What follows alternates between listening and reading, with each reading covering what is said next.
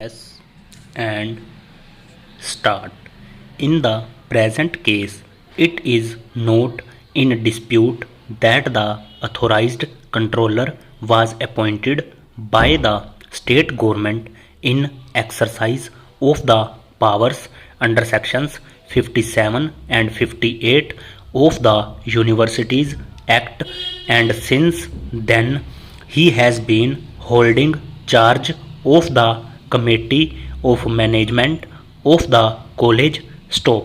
It is also not in dispute that neither the registrar at any point of time during this period nor the authorized controller either took any steps or made any efforts to hold the election of offices bearers of the committee of management. Stop.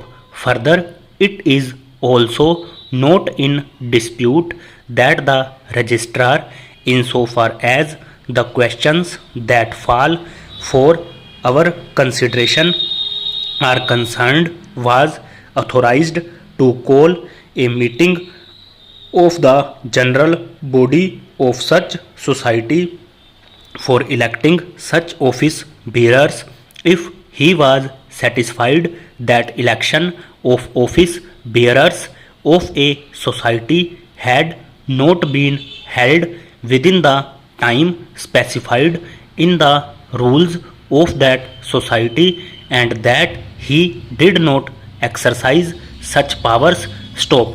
Furthermore, it is not in dispute that the bylaws of the trust provide for such an election after every 3 years and within the time stipulated therein. Stop. The time to hold elections after expiry of the term of the last elected body got over long back, that is before 1988, and at no point of time did the registrar make any effort or exercised his powers conferred under subsection bracket 2 of section 25 of the Act 1860 to call a meeting of the general body for electing office bearers of the committee of management as contemplated therein. Stop.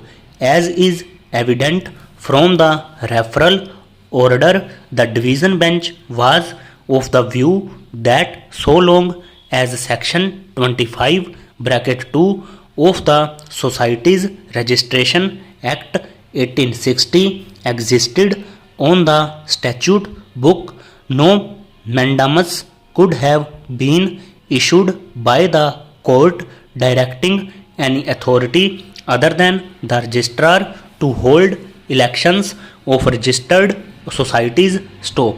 It was further observed that a mandamus so issued would be contrary to law. Stop. It is based upon the said conclusions that the first question has been framed for our consideration. Stop. Pehra.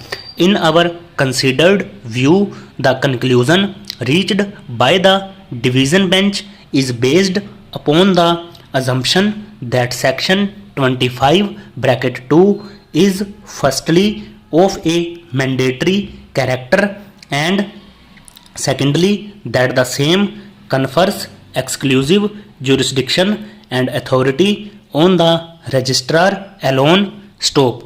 Here it becomes pertinent to note that the powers exercised by the registrar in terms of subsection 2 by the very nature of the power conferred is apparently directory in nature. Stop. The power conferred on the registrar becomes exercisable upon him being satisfied that an election of office bearers of a society has not been held within the time specified under its rules or bylaws. Stop.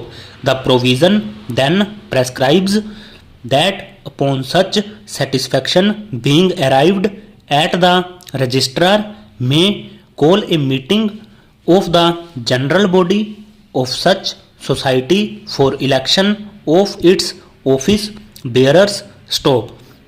It becomes further relevant to note that all further actions that the registrar takes from this point onwards has to be in accordance with the provisions of the rules of the society relating to meetings and elections.